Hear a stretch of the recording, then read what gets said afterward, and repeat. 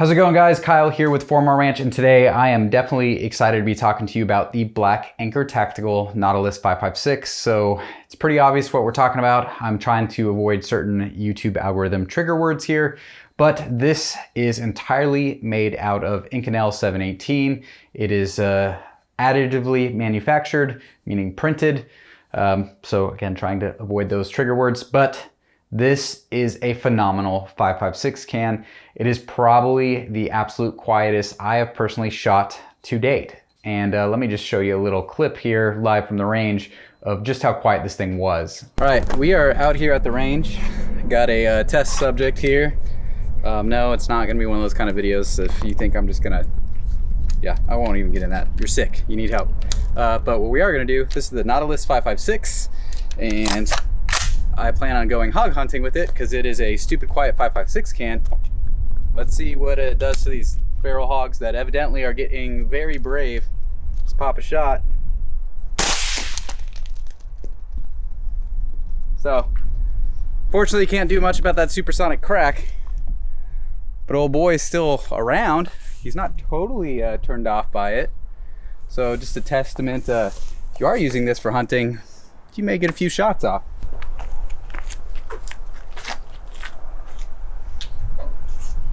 So I'll get into all kinds of my thoughts while using this can. Full disclosure, I did want to let you know that Black Anchor Tactical did send this my way for review. It is obviously registered to me. It's mine to keep. I plan on running it for the long haul, but I stumbled across them in the NFA subreddit. I'll overlay my Reddit username. I made it a long time ago before I thought about using it for 4 More Ranch, so I just have a generic name. Sorry, it's kind of hard to find me on Reddit, but I am fairly active on Reddit when it comes to this channel.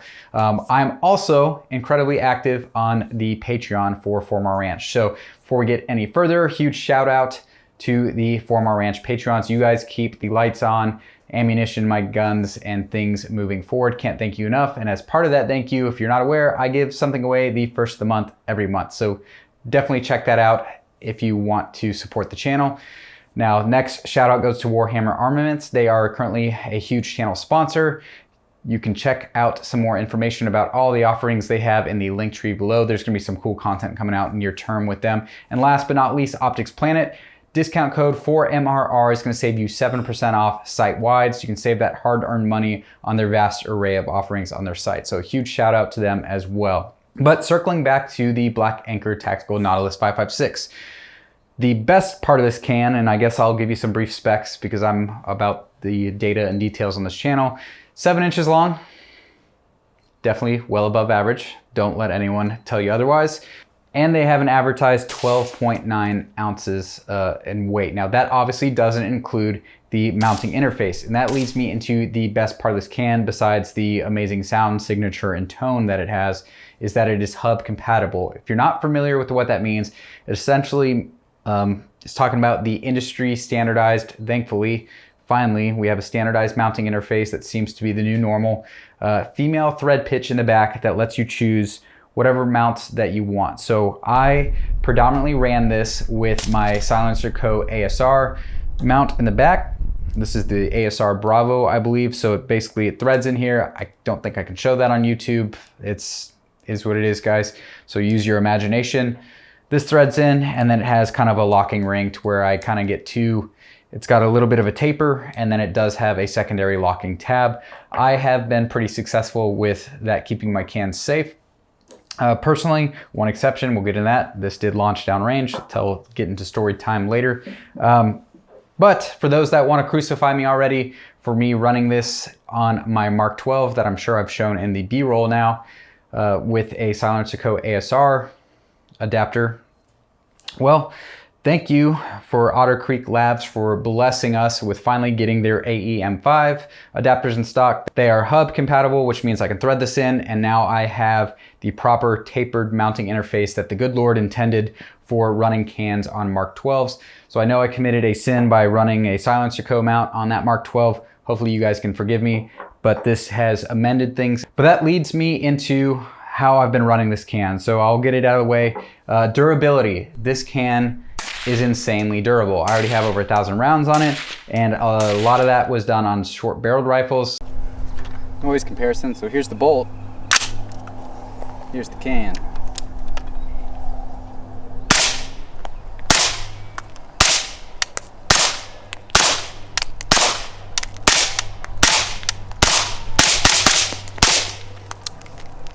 One of the first range trips ever. I hate to admit, I was in a rush.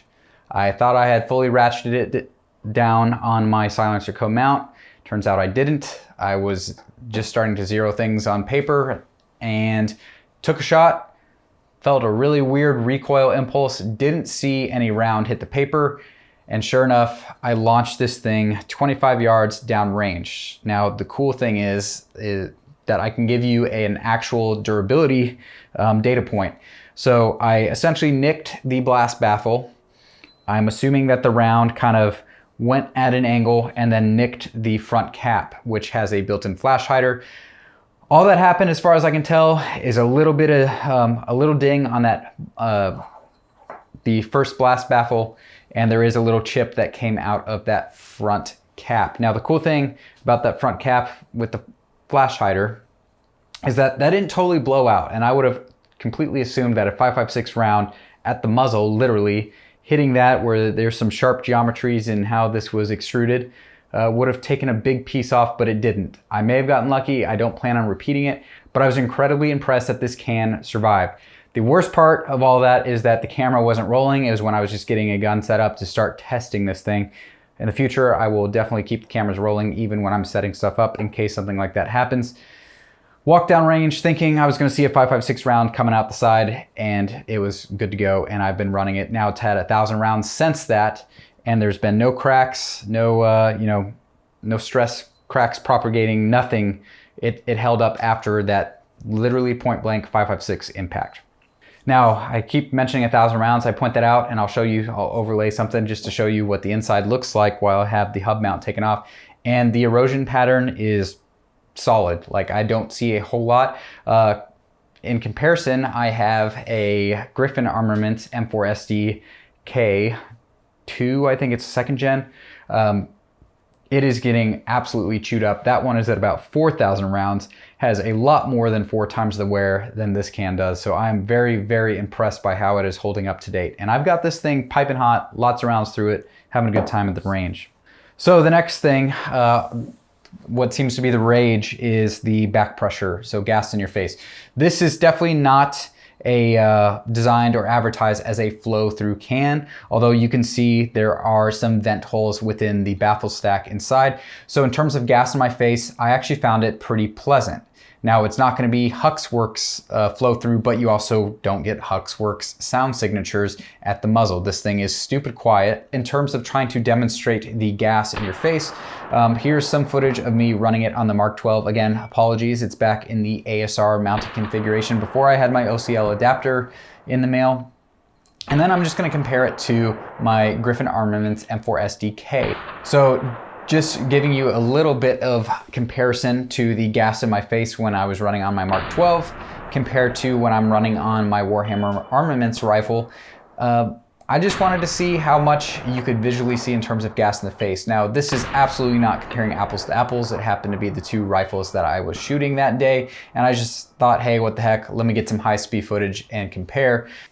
Now, last and probably not least, what most of you may just skip to is just going to be comparing the tone and sound signature of this can to the other cans that I had in the collection and available to me at the range when I took it out. Now, I did try to use a sound meter. Unfortunately, the lower end sound meters don't capture the impulse of these cans because the reaction time just isn't there unless you drop thousands of dollars on a fancy lab grade meter, which I currently don't have the budget for. Maybe one day. So the best I can do is kind of just compare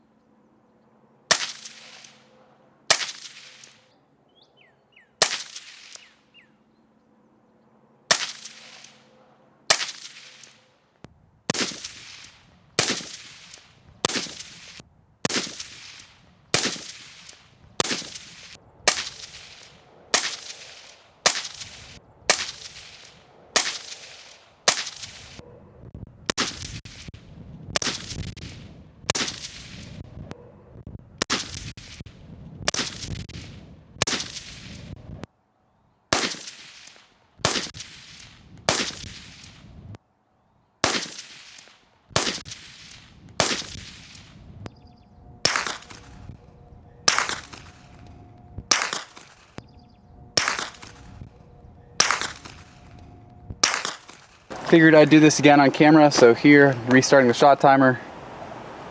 So it's going. It's gonna go right here on my belt.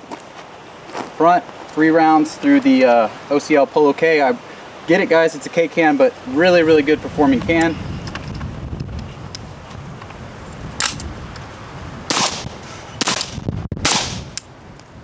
Okay, so 3 out of 3 shots recorded. Not changing any settings on that shot timer. I'm gonna take, sorry, YouTube doesn't like this. Let me turn around.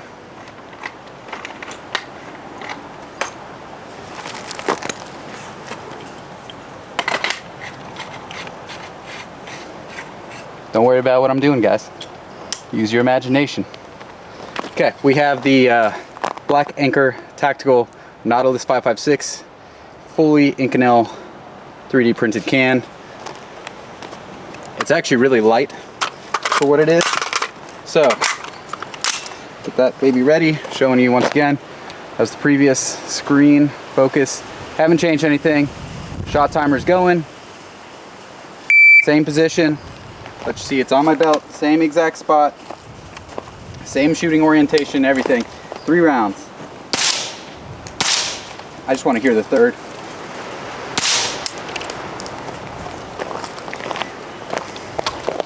That is out of a 12.5 inch barrel and not enough impulse to set off the shot timer. So, downside is not going to be a great competition gun or competition can. If you're doing 2-gun, 3-gun, whatever, you're going to drive the scoring guys nuts because shot timers aren't going to pick it up. But just quick little video, just testing this out. It's going to be on a lot of laser videos just because it's a really nice quiet host so I don't piss off the neighbors when I'm shooting at night. And it's got this cool focus, if I get out of the frame, kind of built-in flash hider that's recessed into the body, which is pretty neat. Yeah, I dig it.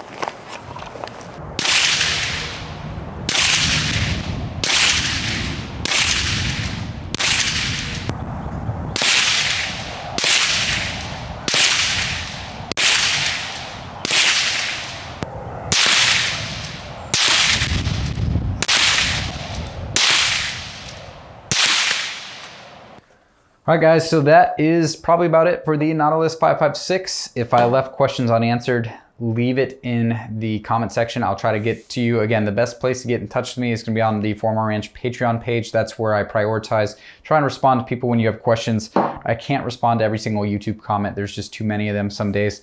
But I do appreciate you taking the time to watch this video if you're still sticking around. And as always, have a good one.